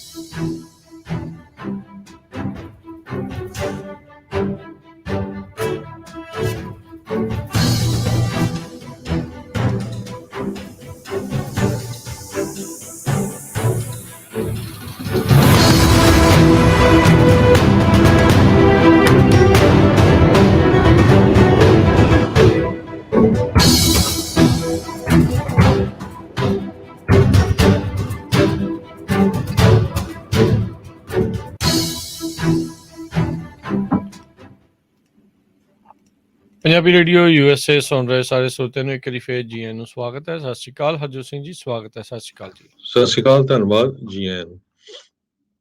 ਤੇ ਅਗਲੀ ਖਬਰ ਵੱਲ ਚੱਲੀਏ। ਜਿਸ ਤਰ੍ਹਾਂ ਮੈਂ ਬ੍ਰੇਕ ਤੋਂ ਪਹਿਲਾਂ ਦੱਸਿਆ ਸੀ, ਕਹਿੰਦੇ ਵੀ ਘੋੜੇ ਦੇ ਉੱਤੇ ਇੱਕ ਸਵਾਰ ਵਿਟੀਅਰ ਟਾਊਨ ਆ ਲਾਸ ਐਂਜਲਸ ਏਰੀਏ 'ਚ ਜਾ ਰਿਹਾ ਸੀ, ਤੇ ਜਦੋਂ ਉਹ ਟ੍ਰੈਫਿਕ ਦੇ ਵਿੱਚ ਘੋੜੇ ਨੂੰ ਜਿਹੜਾ ਆ ਪੂਰੇ ਜ਼ੋਰ ਦੇ ਨਾਲ ਦੌੜਾ ਰਿਹਾ ਸੀ, ਗੈਲੋਪਿੰਗ ਕਰ ਰਿਹਾ ਸੀ, ਜਿਹਦਾ ਮਤਲਬ ਇਹ ਵੀ ਘੋੜੇ ਨੂੰ ਬਹੁਤ ਤੇਜ਼ੀ ਨਾਲ ਦੌੜਾ ਰਿਹਾ ਸੀ। ਤੇ ਕਿਸੇ ਨੇ ਪੁਲਿਸ ਨੂੰ ਕਾਲ ਕਰਤੀ, ਪੁਲਿਸ ਵਾਲਿਆਂ ਨੇ ਦੇਖਿਆ, ਉਹਨੂੰ ਰੋਕਣ ਦੀ ਕੋਸ਼ਿਸ਼ ਕੀਤੀ, ਪਰ ਉਹ ਰੁਕਿਆ ਨਹੀਂ। ਸੋ ਉਹਨਾਂ ਨੂੰ ਸ਼ੱਕ ਪੈ ਗਈ ਵੀ ਇਹ ਕੁਛ ਨਾ ਕੁਛ ਸਮਥਿੰਗ ਰੋਂਗ ਆ। ਸੋ ਫਾਈਨਲੀ ਉਹ ਪੁਲਿਸ ਵਾਲੇ ਜੋ ਆ ਵਿਟੀਅਰ ਪੁਲਿਸ ਵਾਲੇ ਉਸ ਨੂੰ ਰੋਕਣ ਦੇ ਵਿੱਚ ਕਾਮਯਾਬ ਹੋ ਗਏ, ਤੇ ਜਦੋਂ ਉਸਨੇ ਉਹਦਾ ਜਿਹੜਾ ਰਾਈਡਰ ਸੀ, ਜਾਂ ਆਪਾਂ ਡਰਾਈਵਰ ਕਹਿ ਦਈਏ, ਤੇ ਉਸ ਨੂੰ ਫੜਿਆ, ਉਸ ਨੂੰ ਉਤਾਰਿਆ, ਤੇ ਦੇਖਿਆ ਵੀ ਪੂਰੀ ਤਰ੍ਹਾਂ ਉਹ ਸ਼ਰਾਬੀ ਸੀਗਾ। ਸੋ ਉਸ ਨੂੰ ਜਿਹੜੀ ਆ ਹੁਣ ਡਰੰਕ ਡਰਾਈਵਿੰਗ ਦੀ ਟਿਕਟ ਦੇ ਦਿੱਤੀ ਗਈ ਹੈਗੀ ਆ। ਉਸ ਤੋਂ ਬਾਅਦ ਜਿਹੜਾ ਘੋੜਾ ਆ ਉਹਨੂੰ ਵੀ ਫੜ ਕੇ ਲੈ ਗਿਆ ਪੁਲਿਸ ਸਟੇਸ਼ਨ, ਜਾ ਕੇ ਕਹਿੰਦੇ ਘੋੜੇ ਨਾਲ ਤਾਂ ਬੜਾ ਪੁਲਿਸ ਵਾਲਿਆਂ ਨੇ ਪਿਆਰ ਕੀਤਾ, ਤੇ ਜੋ ਘੋੜਸਵਾਰ ਸੀ ਉਹਨੂੰ ਅੰਦਰ ਪਿਆਰ ਦਿੱਤਾ ਹੋਊਗਾ। ਤੇ ਕੈਲੀਫੋਰਨੀਆ ਦੇ ਸਰੋਤਿਆਂ ਨੂੰ ਦੱਸਦੀ ਜਾਈਏ, ਬਹੁਤ ਵਾਰ ਆਪਾਂ ਨੂੰ ਵੀ ਕਾਲਾਂ ਆਉਂਦੀਆਂ ਵੀ ਯਾਰ ਮੈਨੂੰ ਤਾਂ ਟਰੱਕ ਤੇ ਟਿਕਟ ਮਿਲੀ ਸੀ, ਇਹ ਕਾਹਤੇ ਕਾਰ ਵਾਲੇ ਜਾਂ ਹੋਰ ਪੁੱਛੀ ਜਾਂਦੇ ਆ। ਸੋ ਟਿਕਟ ਜਿਹੜੀ ਹੁੰਦੀ ਉਹ ਲਾਇਸੈਂਸ ਤੇ ਮਿਲਦੀ ਆ, ਚਾਹੇ ਤੁਸੀਂ ਮੋਟਰਸਾਈਕਲ ਚਲਾਉਂਦੇ ਆ, ਚਾਹੇ ਤੁਸੀਂ ਕਾਰ ਚਲਾਉਂਦੇ ਆ, ਚਾਹੇ ਤੁਸੀਂ ਟਰੱਕ ਚਲਾਉਂਦੇ, ਚਾਹੇ ਹੁਣ ਤੁਸੀਂ ਘੋੜਾ ਦੜਾਉਂਦੇ ਆ। ਸੋ ਕੈਲੀਫੋਰਨੀਆ ਦਾ ਵਹੀਕਲ ਕੋਡ ਉਹ ਇਹ ਕਹਿੰਦਾ ਆ ਵੀ ਜਦੋਂ ਤੁਸੀਂ ਕਿਸੇ ਐਨੀਮਲ ਤੇ ਰਾਈਡ ਕਰ ਰਹੇ ਆ ਠੀਕ ਹੈ। ਸਟੇਟ ਰੋਡਵੇਜ਼ ਦੇ ਉੱਤੇ, ਸਟੇਟ ਦੇ ਜਿਹੜੇ ਕੋਈ ਵੀ ਸਟੇਟ ਦਾ ਰੋਡਵੇਜ਼ ਆ, ਤੁਹਾਡੇ ਉੱਤੇ ਉਹ ਸਾਰੇ ਰੂਲ ਲਾਗੂ ਹੁੰਦੇ ਆ ਜੋ as a driver on a vehicle. ਜੇ ਜਦੋਂ ਤੁਸੀਂ ਐਜ਼ ਅ ਵਹੀਕਲ ਡਰਾਈਵ ਕਰਦੇ ਆ, ਚਾਹੇ ਤੁਸੀਂ ਘੋੜੇ ਦੀ ਰਾਈਡ ਕਰਦੇ ਆ, ਸਾਰੇ ਰੂਲ ਸੇਮ ਹੋਣਗੇ। ਸੋ ਇਹਦਾ ਮਤਲਬ ਇਹੀ ਆ, ਸੇਮ ਤੇ ਲੀਗਲ ਬਲੱਡ ਅਲਕੋਹਲ ਲਿਮਟ ਜੋ ਆ ਬੈਕ ਆ ਉਹ 0.08% ਤੋਂ ਘੱਟ ਹੋਣੀ ਚਾਹੀਦੀ ਆ। ਜੇ ਕੋਈ ਪੀਂਦਾ ਆ, ਮਤਲਬ ਪੀਣਾ ਨਹੀਂ ਚਾਹੀਦਾ, ਆਪਾਂ ਤਾਂ ਹਮੇਸ਼ਾ ਹੀ ਇਹ ਕਹਿੰਦੇ ਆ। ਸੋ ਜੇ ਤੁਸੀਂ ਡਰਿੰਕ ਕਰਕੇ ਘੋੜੇ ਦੇ ਉੱਤੇ ਵੀ ਜਾ ਰਹੇ ਆ, ਤੇ ਤੁਹਾਨੂੰ ਟਿਕਟ ਮਿਲ ਸਕਦੀ ਆ। ਇਹ ਨਵਾਂ ਜਿਹੜਾ ਪ੍ਰੂਫ ਆ, ਇਹ ਤੁਹਾਨੂੰ ਦੱਸਿਆ ਵੀ ਵਿਟੀਅਰ ਪੁਲਿਸ ਡਿਪਾਰਟਮੈਂਟ ਨੇ ਇਹ ਸਾਰੀ ਖਬਰ ਵੀ ਸੋਸ਼ਲ ਮੀਡੀਆ ਤੇ ਵੀ ਸਾਂਝੀ ਕੀਤੀ। ਸੋ ਇਹ ਹੁਣ ਪੂਰੀ ਦੁਨੀਆ ਦੇ ਵਿੱਚ ਇਸ ਵੇਲੇ ਜਿਹੜੀ ਆ ਵਾਇਰਲ ਹੋਈ ਆ ਵੀ ਦੇਖੋ ਜੀ, ਘੋੜਸਵਾਰ ਨੂੰ ਵੀ ਹੁਣ ਡਰੰਕ ਡਰਾਈਵਿੰਗ ਦੀ ਟਿਕਟ ਮਿਲ ਗਈ ਹੈਗੀ। ਬਿਲਕੁਲ ਜੀ। ਸੋ ਚਰਚਾ ਦਾ ਵਿਸ਼ਾ ਜਿਹੜਾ ਬਣਿਆ, ਸੋ ਘੋੜੇ ਤੇ ਉਹ ਕਿਤੇ ਵੀ ਉਹ ਜੋ ਵੀ ਆ ਵੀ ਭਾਈ ਪੀ ਕੇ ਨਹੀਂ ਚਲਾਉਣੀ, ਕਹਿਣ ਦਾ ਮਤਲਬ ਇਹ ਆ, ਮਕਸਦ ਇਹ ਆ। ਅਗਲੀ ਜਿਹੜੀ ਗੱਲ ਕਰੀਏ, ਐਪਲ ਨੇ ਪਿਛਲੇ ਕੁਛ ਆਪਣੇ ਫੋਨਸ ਦੇ ਵਿੱਚ ਜਿਹੜਾ ਬਾਕਸ ਹੁੰਦਾ, ਜਦੋਂ ਤੁਸੀਂ ਨਵਾਂ ਫੋਨ ਬਾਏ ਕਰਦੇ ਆ, ਚਾਰਜਰ ਦੇਣਾ ਉਹਨਾਂ ਨੇ ਬੰਦ ਕਰ ਦਿੱਤਾ ਸੀਗਾ। ਸੋ ਉਹ ਬ੍ਰਿਕ ਜਿਹੜੀ ਉਹ ਨਾਲ ਨਹੀਂ ਹੁੰਦੀ ਸੀ, ਵਾਲ ਚਾਰਜਰ ਜਿਹੜਾ ਉਹ ਨਹੀਂ ਹੁੰਦਾ ਸੀ, ਤਾਰ ਦਿੰਦੇ ਸੀਗੇ ਤੇ ਫੋਨ ਦਿੰਦੇ ਸੀਗੇ। ਉਹਨਾਂ ਨੇ ਕਾਰਨ ਦੱਸਿਆ ਸੀਗਾ ਵੀ ਤਕਰੀਬਨ ਸਾਰਿਆਂ ਕੋਲ ਪਹਿਲਾਂ ਹੀ ਚਾਰਜਰ ਹੁੰਦੀ ਹੀ ਆ ਜੀ, ਤੇ ਉਹ ਚਾਰਜਰ ਫਿਰ ਰੀਯੂਜ਼ ਕਰ ਸਕਦੇ ਆ, ਤੇ ਇਹ ਫਿਰ ਵੇਸਟ ਦੇ ਵਿੱਚ ਜਾਂਦੇ ਆ। ਇਹਨਾਂ ਨੇ ਇਨਵਾਇਰਨਮੈਂਟ ਦਾ ਹਵਾਲਾ ਦੇ ਕੇ ਇਦਾਂ ਕੀਤਾ ਸੀ, ਬਾਕਸ ਵੀ ਛੋਟਾ ਆ, ਪੈਕਿੰਗ ਵੀ ਘੱਟ ਆ, ਉਹ ਸਾਰੀਆਂ ਚੀਜ਼ਾਂ ਉਹਨਾਂ ਨੇ ਕਹੀਆਂ। ਪਰ ਬ੍ਰਾਜ਼ੀਲ ਦੇ ਵਿੱਚ ਇਸ ਦੇ ਉਲਟ ਕੇਸ ਜਿਹੜਾ ਲਾਸੂਟ ਆ ਉਹ ਦਰਜ ਕੀਤਾ ਗਿਆ ਸੀਗਾ। ਸਾਓ ਪਾਲੋ ਦੀ ਜਿਹੜੀ ਸਟੇਟ ਕੋਰਟ ਆ ਉਸ ਦੇ ਵਿੱਚ ਉਹਨਾਂ ਨੇ ਕਿਹਾ ਵੀ ਇਹ ਤਾਂ ਧੱਕਾ ਆ। ਉਹ ਜਿਹੜੇ ਜਿਨ੍ਹਾਂ ਨੇ ਕੇਸ ਕਰਤਾ ਉਹਨਾਂ ਨੇ ਕਿਹਾ ਵੀ ਇਹ ਤਾਂ ਧੱਕਾ ਆ, ਚਾਰਜਰ ਤੋਂ ਬਗੈਰ ਤੁਸੀਂ ਫੋਨ ਕਿੱਦਾਂ ਜਿਹੜਾ ਉਹ ਵੰਡੀ ਜਾ ਰਹੇ ਆ, ਇਹ ਤਾਂ ਅਬਿਊਜ਼ ਕਰ ਰਹੇ ਆ ਜਿਹੜੀਆਂ ਆਪਣੀਆਂ ਪ੍ਰੈਕਟਿਸਿਸ ਆ ਉਸ ਦੇ ਵਿੱਚ। ਤੇ ਇਸ ਦੇ ਮਾਮਲੇ ਵਿੱਚ ਜਿਹੜੇ ਸਾਓ ਪਾਲੋ ਦਾ ਕੋਰਟ ਆ, ਉਹਨਾਂ ਨੇ ਜਿਹੜੇ ਸ਼ਿਕਾਇਤਕਰਤਾ ਆ ਉਸ ਦੇ ਹੱਕ ਦੇ ਵਿੱਚ ਫੈਸਲਾ ਸੁਣਾਉਂਦੇ ਹੋਏ ਐਪਲ ਨੂੰ $19 ਮਿਲੀਅਨ ਦਾ ਜਿਹੜਾ ਜੁਰਮਾਨਾ ਠੋਕ ਦਿੱਤਾ। ਉਹਨਾਂ ਨੇ ਕਿਹਾ ਵੀ ਜਿਹੜਾ ਬੈਟਰੀ ਚਾਰਜਰਸ ਆ ਉਹ ਜ਼ਰੂਰ ਜਿਹੜੇ ਆਉਣੇ ਚਾਹੀਦੇ ਆ, ਉਹ ਉਹਨਾਂ ਦੇ ਮੁਲਕ ਨੂੰ ਜਿਹੜਾ ਉਹ ਲੈ ਕੇ ਆ ਹੁਣ ਐਪਲ ਕਹਿ ਰਿਹਾ ਆ ਵੀ ਭਾਈ ਅਸੀਂ ਤਾਂ ਇਸ ਡਿਸੀਜਨ ਦੇ ਉਲਟ ਅਪੀਲ ਜਿਹੜੀ ਆ ਉਹ ਕਰਨ ਜਿਹੜੀ ਉਹ ਜਾ ਰਹੇ ਆ, ਕਿਉਂਕਿ ਇਹ ਜਿਹੜੀ ਪ੍ਰੈਕਟਿਸ ਅਸੀਂ ਜਿਹੜੇ ਕਾਰਬਨ ਐਮਿਸ਼ਨਸ ਆ ਉਸ ਨੂੰ ਰਿਡਿਊਸ ਕਰਨ ਦੇ ਲਈ ਜਿਹੜੀ ਉਹ ਦਿੱਤੀ ਸੀਗੀ। ਕੋਰਟ ਨੇ ਕਿਹਾ ਸੀਗਾ ਵੀ ਗ੍ਰੀਨ ਇਨੀਸ਼ੀਏਟਿਵ ਦੀ ਜਿਹੜੀ ਜਸਟੀਫਿਕੇਸ਼ਨ ਜਿਹੜਾ ਉਹ ਦੇ ਕੇ ਕੰਜ਼ਿਊਮਰ ਦੇ ਉੱਤੇ ਤੁਸੀਂ ਇਹ ਭਾਰ ਨਹੀਂ ਪਾ ਸਕਦੇ ਵੀ ਤੁਹਾਨੂੰ ਜਿਹੜੇ ਚਾਰਜਰ ਅਡੈਪਟਰਸ ਆ ਉਹ ਖੁਦ ਜਿਹੜੇ ਉਹ ਲੈਣੇ ਪੈਣ, ਜਿਹੜੇ ਕਿ ਪਿਛਲੇ ਕਈ ਵਰ੍ਹਿਆਂ ਤੋਂ ਤੁਸੀਂ ਲਗਾਤਾਰ ਨਾਲ ਦਿੰਦੇ ਆ ਰਹੇ ਸੀਗੇ। ਸੋ 19 ਮਿਲੀਅਨ ਯੂਐਸ ਡਾਲਰ ਦਾ ਜਿਹੜਾ ਉਹਨਾਂ ਨੂੰ ਉੱਥੇ ਜੁਰਮਾਨਾ ਜਿਹੜਾ ਪਾਇਆ, ਉੱਥੋਂ ਦੀ ਲੋਕਲ ਕਰੰਸੀ ਦੇ ਮੁਤਾਬਕ ਉੱਥੇ ਦੀ ਜਿਹੜੇ 100 ਮਿਲੀਅਨ ਰਿਆਜ਼ ਜਿਹੜੇ ਆ ਉਹਦਾ ਇਹਨਾਂ ਨੇ ਜੁਰਮਾਨਾ ਜਿਹੜਾ ਉਹ ਠੋਕਿਆ ਸੀ। ਜੀ ਬਿਲਕੁਲ। Department of justice president Donald Trump ਉਹਨਾਂ ਦੇ ਰਹਿ ਚੁੱਕੇ ਸਾਬਕਾ ਐਡਵਾਈਜ਼ਰ ਸਟੀਵ ਬੈਨਨ ਨੂੰ ਉਹਦੇ ਸੰਬੰਧ ਦੇ ਵਿੱਚ ਉਹਨਾਂ ਨੇ ਕੋਰਟ ਨੂੰ ਰਿਕੁਐਸਟ ਕੀਤਾ ਆ ਵੀ ਇਸ ਜੋ ਸਟੀਵ ਬੈਨਨ ਆ ਉਹਨਾਂ ਨੂੰ 6 ਮਹੀਨੇ ਦੀ ਸਜ਼ਾ ਤੇ 2 ਲੱਖ ਦਾ ਫਾਈਨ ਕੀਤਾ ਜਾਵੇ। ਉਹਨਾਂ ਨੂੰ ਕਨਵਿਕਟ ਕੀਤਾ ਜਾਵੇ 2 ਕਾਊਂਟ ਤੇ ਕ੍ਰਿਮੀਨਲ ਕੰਟੈਂਪਟ ਆਫ ਕਾਂਗਰਸ, ਕਿਉਂਕਿ ਉਹਨਾਂ ਨੂੰ ਜਨਵਰੀ 6 ਦੀ ਜੋ ਅਟੈਕ ਹੋਇਆ ਸੀ ਯੂਨਾਈਟਿਡ ਸਟੇਟਸ ਦੀ ਕੈਪੀਟਲ ਦੇ, ਉਹਦੇ ਸੰਬੰਧ ਦੇ ਵਿੱਚ ਸਬੀਨਾ ਕੀਤਾ ਸੀ ਤੇ ਉਹ ਹਾਜ਼ਰ ਨਹੀਂ ਹੋਇਆ। ਸੋ ਇਸ ਕਰਕੇ ਜੋ ਆ 6 ਮਹੀਨੇ ਦੀ ਸਜ਼ਾ ਤੇ 2 ਲੱਖ ਦਾ ਜੋ ਫਾਈਨ ਆ ਉਹ ਸਟੀਵ ਬੈਨਨ ਨੂੰ ਕੀਤਾ ਜਾਣਾ ਚਾਹੀਦਾ ਹੈਗਾ ਆ। ਸਟੀਵ ਬੈਨਨ ਦਾ ਜੋ ਸੈਂਟੈਂਸ ਆ ਉਹ ਇਸ ਸ਼ੁੱਕਰਵਾਰ ਨੂੰ ਵਾਸ਼ਿੰਗਟਨ ਡੀਸੀ ਦਾ ਜੋ ਕੋਰਟ ਹਾਊਸ ਆ ਫੈਡਰਲ ਜੱਜ ਉਹਦੇ ਚ ਕਾਰਲ ਨਿਕੋਲਸ ਉਹ ਆਪਣਾ ਜੋ ਦੇਣਗੇ ਤੇ ਉਹਨਾਂ ਦੇ ਜੋ ਲਾਇਰ ਆ ਉਹ ਵੀ ਕਹਿੰਦੇ ਐਕਸਪੈਕਟਡ ਆ ਵੀ ਉਹ ਆਪਣਾ ਪੱਖ ਜੋ ਆ ਪੇਸ਼ ਕਰਨਗੇ। ਅਗਲੀ ਜਿਹੜੀ ਗੱਲ ਕਰਦੇ ਜਾਈਏ, ਰਾਸ਼ਟਰਪਤੀ ਟਰੰਪ ਆਪਣੇ ਕਾਰਜਕਾਲ ਦੇ ਦੌਰਾਨ ਕਹਿੰਦੇ ਵੀ ਜਿਹੜੇ ਸੀਕ੍ਰੇਟ ਸਰਵਿਸ ਵਾਲੇ ਆ ਉਹਨਾਂ ਨੂੰ ਜਦੋਂ ਉਹਨਾਂ ਦੇ ਹੋਟਲ 'ਚ ਰਹਿੰਦੇ ਸੀਗੇ ਬੜੇ ਹੀ ਮਹਿੰਗੇ ਦਰਾਂ ਦੇ ਉੱਤੇ ਜਿਹੜੇ ਰੂਮ ਆ ਉਹ ਮੁਹੱਈਆ ਕਰਾਉਂਦੇ ਸੀਗੇ, ਜਿਹੜੇ ਗਵਰਨਮੈਂਟ ਅਪਰੂਵਡ ਰੇਟਸ ਆ ਉਹਨਾਂ ਨਾਲੋਂ ਵੀ ਜ਼ਿਆਦਾ। ਕਹਿੰਦੇ ਵੀ ਇੱਕ ਕੇਸ ਸਾਹਮਣੇ ਆਇਆ ਜਿਸ ਦੇ ਵਿੱਚ ਸੀਕ੍ਰੇਟ ਸਰਵਿਸ ਦੇ ਏਜੰਟ ਨੂੰ $1185 ਪਰ ਨਾਈਟ ਦੇ ਹਿਸਾਬ ਦੇ ਨਾਲ ਟਰੰਪ ਹੋਟਲ ਨੇ ਜਿਹੜਾ ਉਹ ਚਾਰਜ ਕੀਤਾ, ਜਿਹੜਾ ਡੀਸੀ ਦੇ ਵਿੱਚ ਆ। ਸੋ ਕਹਿੰਦੇ ਵੀ ਇਹ ਜਿਹੜੇ ਡਾਕੂਮੈਂਟਸ ਆ ਹੁਣ ਕਾਂਗਰੈਸ਼ਨਲ ਕਮੇਟੀ ਰਿਵਿਊ ਦੇ ਮੁਤਾਬਕ ਜਿਹੜਾ ਉਹ ਆਇਆ ਵੀ ਯੂਐਸ ਟੈਕਸ ਪੇਅਰ ਨੂੰ ਪ੍ਰੈਜ਼ੀਡੈਂਟ ਦੀ ਕੰਪਨੀ ਨੇ $1.4 ਮਿਲੀਅਨ ਜਿਹੜੇ ਸੀਕ੍ਰੇਟ ਸਰਵਿਸ ਏਜੰਟ ਸਟੇਜ਼ ਆ ਟਰੰਪ ਪ੍ਰਾਪਰਟੀਜ਼ ਜਾਂ ਉਹਨਾਂ ਦੇ ਪਰਿਵਾਰ ਦੀ ਪ੍ਰੋਟੈਕਸ਼ਨ ਦੇ ਲਈ ਜਿਹੜੇ ਆਉਂਦੇ ਸੀਗੇ ਉਸ ਲਈ ਜਿਹੜੇ ਉਹ ਦਿੱਤੇ ਗਏ ਹੈਗੇ ਆ। ਇਹ ਕਹਿੰਦੇ ਵੀ ਇਹ ਜਿਹੜੇ ਰੈਕਰਡਸ ਹੁਣ ਸਾਹਮਣੇ ਆਏ ਆ ਇਹ ਉਸ ਦਾਅਵੇ ਨੂੰ ਝੁਠਲਾਉਂਦੇ ਨੇ ਜਿਹੜੇ ਇਹਨਾਂ ਦੇ ਹੀ ਐਰਿਕ ਟਰੰਪ ਦੇ ਦੁਆਰਾ ਰਾਸ਼ਟਰਪਤੀ ਦੇ ਜਿਹੜਾ ਪੁੱਤਰ ਆ ਉਸ ਦੇ ਦੁਆਰਾ ਜਿਹੜੇ ਉਹ ਕੀਤੇ ਗਏ ਸੀ, ਜਿਸ ਵਿੱਚ ਉਹਨਾਂ ਨੇ ਇਹ ਦਾਅਵਾ ਕੀਤਾ ਸੀ ਵੀ ਸੀਕ੍ਰੇਟ ਸਰਵਿਸ ਨੂੰ ਅਸੀਂ ਫ੍ਰੀ ਜਾਂ ਬਹੁਤ ਹੀ ਡਿਸਕਾਊਂਟਡ ਪ੍ਰਾਈਸ ਦੇ ਉੱਤੇ ਟਰੰਪ ਪ੍ਰਾਪਰਟੀਜ਼ ਦੇ ਉੱਤੇ ਜਿਹੜੇ ਉਹ ਠਹਿਰਾਉਂਦੇ ਸੀਗੇ। ਸੋ ਇਹਦੇ ਵਿੱਚ ਕੌਨਫਲਿਕਟ ਜਾਂ ਆਪਣੇ ਅਹੁਦੇ ਦਾ ਗਲਤ ਫਾਇਦਾ ਮੁਨਾਫਾ ਖੱਟਣ ਦੀ ਜਿਹੜੀ ਗੱਲ ਆ ਉਹ ਇੱਕ ਵਾਰੀ ਫੇਰ ਚੱਲ ਪਈ ਆ। ਅਗਲੀ ਖਬਰ ਵੱਲ ਚਲੀਏ। ਕੈਨੀਅਨ ਵੈਸਟ ਜੋ ਆ ਉਹਨਾਂ ਨੂੰ ਸੋਸ਼ਲ ਮੀਡੀਆ ਤੋਂ ਕਾਫੀ ਜੋ ਸੋਸ਼ਲ ਮੀਡੀਆ ਆ ਉੱਥੋਂ ਬੈਨ ਕਰ ਦਿੱਤਾ ਗਿਆ ਸੀ। ਅੱਜ ਖਬਰ ਇਹ ਆ ਰਹੀ ਆ ਵੀ ਕਾਨੀਏ ਵੈਸਟ ਇੱਕ ਸੋਸ਼ਲ ਮੀਡੀਆ ਪਲੇਟਫਾਰਮ ਪਾਰਲਰ ਉਹ ਖਰੀਦਣ ਜਾ ਰਹੇ ਹੈਗੇ ਆ। ਪਾਰਲਰ ਇਹ ਕੰਜ਼ਰਵੇਟਿਵ ਵਰਸ਼ਨ ਆ ਟਵਿੱਟਰ ਦਾ ਤੇ ਕਹਿੰਦੇ ਪਈ ਹਜੇ ਕਿੰਨੇ ਦੀ ਡੀਲ ਹੋਈ ਆ ਇਹ ਨਹੀਂ ਪਤਾ ਚੱਲਿਆ, ਪਰ ਜੋ ਇਹ ਵੀ ਸੋਸ਼ਲ ਮੀਡੀਆ ਜੋ ਪਾਰਲਰ ਆ ਇਹ ਵੀ ਕਾਫੀ ਪਪੂਲਰ ਹੈਗਾ ਜੋ ਕੰਜ਼ਰਵੇਟਿਵ ਗਰੁੱਪਸ ਆ ਉਹਨਾਂ ਦੇ ਵਿੱਚ।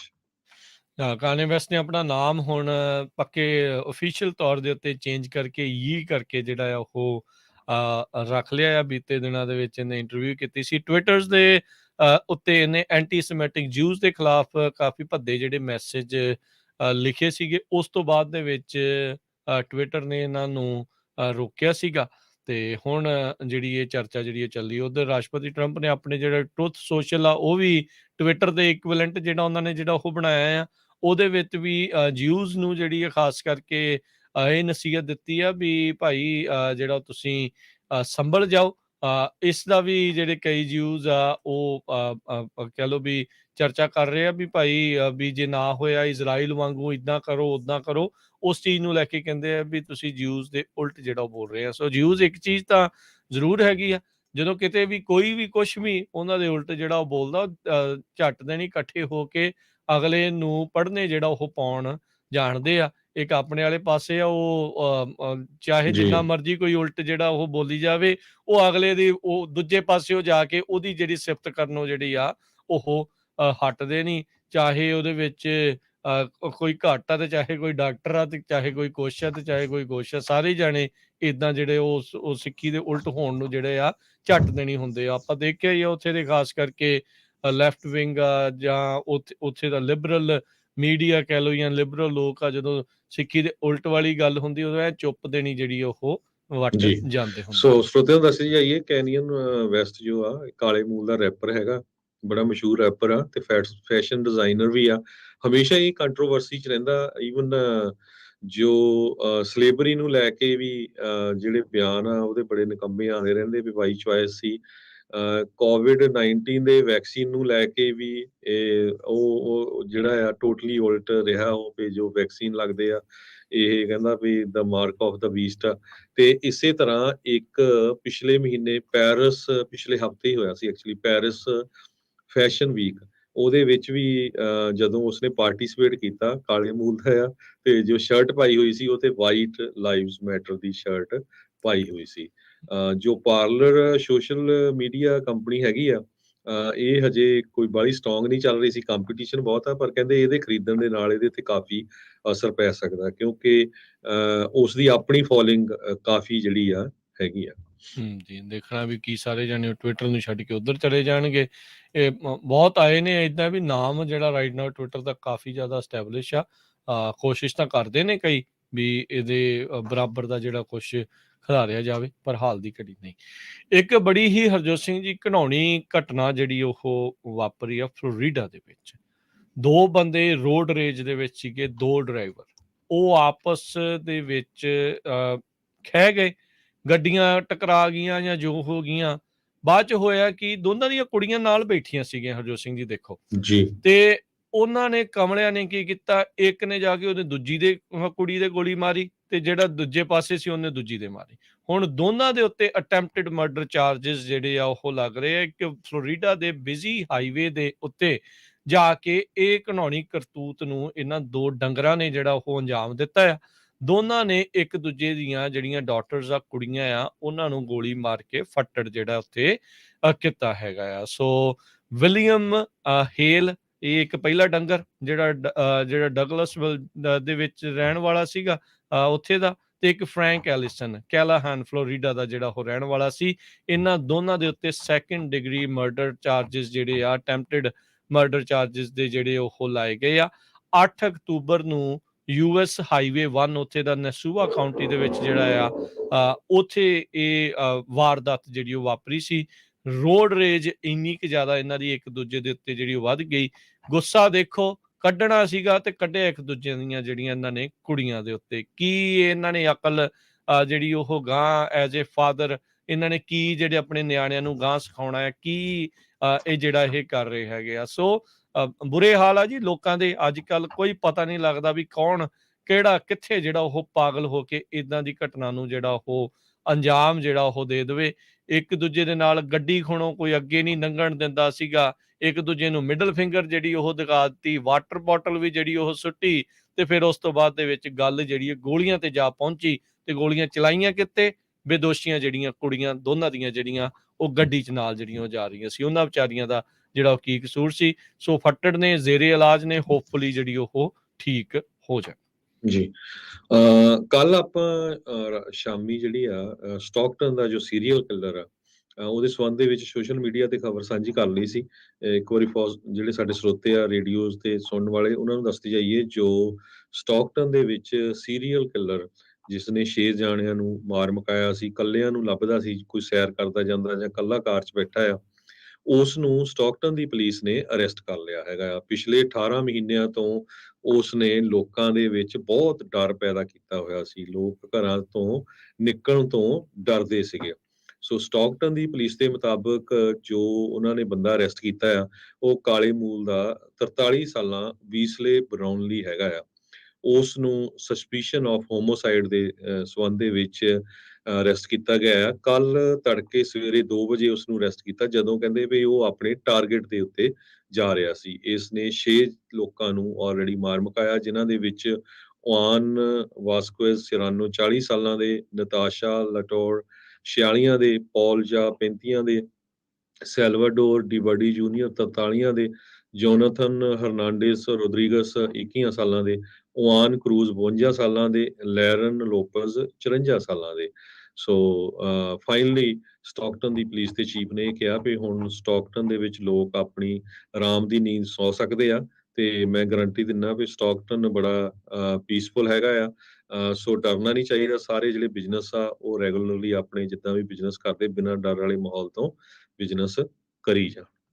ਜੀ, ਸਮਾਂ ਪ੍ਰੋਗਰਾਮ ਦਾ ਜਿਹੜਾ ਹਰਜੋਤ ਸਿੰਘ ਜੀ ਹੁਣ ਇੱਥੇ ਹੀ ਆਪਾਂ ਸਮਾਪਤ ਹੈ, ਤੇ ਇਸ ਤੋਂ ਅਗਲਾ ਪ੍ਰੋਗਰਾਮ ਆਤਮਿਕ ਦੰਦ 11 ਵਜੇ ਤੱਕ, 11 ਤੋਂ 1 ਵਜੇ ਤੱਕ ਜਿਹੜਾ ਪ੍ਰੋਗਰਾਮ ਨਜ਼ਰੀਆ, 1 ਤੋਂ 2:30 ਵਜੇ ਤੱਕ ਪ੍ਰੋਗਰਾਮ ਕੁਝ ਗੱਲਾਂ ਕੁਝ ਗੀਤ, 3 ਤੋਂ 4 ਵਜੇ ਦੇ ਵਿੱਚ ਪ੍ਰੋਗਰਾਮ ਸਾਂਝੀ ਸਾਂਝ, ਜਿਸ ਦੇ ਵਿੱਚ ਅੱਜ ਜਿਹੜੀ ਇੱਥੋਂ ਦੀ ਪੋਲਿਟਿਕਸ ਦੇ ਵਿੱਚ ਕੁਝ ਮੈਜਰਸ ਦੇ ਬਾਰੇ ਜਾਂ ਕੁਝ ਪ੍ਰੋਪੋਜੀਸ਼ਨਸ ਦੇ ਬਾਰੇ ਤੁਹਾਨੂੰ ਦੱਸਣ ਬਾਰੇ ਜਿਹੜੀ ਉਹ ਕੋਸ਼ਿਸ਼ ਜਿਹੜੀ ਉਹ ਕਰਾਂਗੇ। ਤੇ 4 ਤੋਂ 5:30 ਵਜੇ ਦੇਸੋਂ ਪ੍ਰਦੇਸ਼, 5:40 ਦੇ ਉੱਤੇ ਅਪਡੇਟ ਕੈਲੀਫੋਰਨੀਆ ਤੇ ਅਮਰੀਕਾ ਦੀਆਂ ਅਹਿਮ ਖਬਰਾਂ ਦੇ ਉੱਤੇ ਨਜ਼ਰ, 6 ਤੋਂ 8 ਵਜੇ ਤੱਕ ਗੁਰਬਾਣੀ ਦੇ ਸ਼ਾਮ ਦੇ ਦੀਵਾਨ, ਤੇ ਫਿਰ 8:30 ਵਜੇ ਦੀਪਕ ਸ਼ਰਮਾ ਹੁਣਾਂ ਦੇ ਨਾਲ ਖਬਰ ਤੇ ਨਜ਼ਰ ਜਿਹੜਾ ਉਹ ਪ੍ਰੋਗਰਾਮ ਆ ਉਹ ਪੇਸ਼ ਕੀਤਾ ਜਾਊਗਾ। ਆਉਣ ਵਾਲੇ ਦਿਨਾਂ ਦੇ ਵਿੱਚ ਯੂਬਾ ਸਿਟੀ ਨਗਰ ਕੀਰਤਨ, ਜਿੱਥੇ ਟੈਰਾਬਿਊਨਾ ਗੁਰਦੁਆਰਾ ਸਾਹਿਬ ਵਿਖੇ ਆ, ਉੱਥੋਂ ਪ੍ਰੋਗਰਾਮ ਆਉਣੇ ਆ। ਸੋ ਜਦੋਂ ਉਹ ਪ੍ਰੋਗਰਾਮ ਆਉਂਦੇ ਆ, ਸੋ ਸਾਰੇ ਜਾਣੇ ਜਾਣਦੇ ਆ ਵੀ ਇਹ ਸਾਲਾਨਾ ਸਮਾਗਮ ਥੋੜਾ ਫਿਰ ਦੇਰੀ ਤੱਕ ਜਿਹੜੇ ਉਹ ਚੱਲਦੇ ਹੁੰਦੇ ਆ। ਫਿਰ ਉਸ ਤੋਂ ਬਾਅਦ ਦੇ ਵਿੱਚ ਉਹ ਪ੍ਰੋਗਰਾਮ ਥੋੜੇ ਜਿਹੜੇ ਸ਼ਾਮ ਵਾਲੇ ਆ ਉਹ ਡਿਲੇ ਦੇ ਵਿੱਚ, ਲੇਟ ਦੇ ਵਿੱਚ ਜਿਹੜੇ ਹੋਣਗੇ। ਪਰ ਅਸੀਂ ਤੁਹਾਨੂੰ ਪਹਿਲਾਂ ਹੀ ਅਗਾਊਂ ਸੂਚਨਾ ਜਿਹੜੀ ਉਹ ਦੇਣ ਦੀ ਕੋਸ਼ਿਸ਼ ਜਿਹੜੀ ਉਹ ਕਰ ਰਹੇ ਹਾਂ। ਬਾਅਦ ਦੇ ਵਿੱਚ ਨੋਟ ਕਰਕੇ ਜਿਹੜਾ ਉਹ ਤੁਸੀਂ ਰੱਖ ਲਿਓ ਜੀ। ਤੇ ਹੁਣ ਲੈਂਦੇ ਹਾਂ ਜੀ ਇਜਾਜ਼ਤ, ਮੇਰੇ ਰਾਜਕਨਵੀਰ ਸਿੰਘ ਵੱਲੋਂ ਤੇ ਹਰਜੋਤ ਸਿੰਘ ਵੱਲੋਂ ਸਭ ਨੂੰ ਪਿਆਰ ਭਰੀ ਸਤਿ ਸ਼੍ਰੀ ਅਕਾਲ ਜੀ। ਸੁਣਦੇ ਰਹੋ, ਦੇਖਦੇ ਰਹੋ Punjabi Punjabi radio radio USA।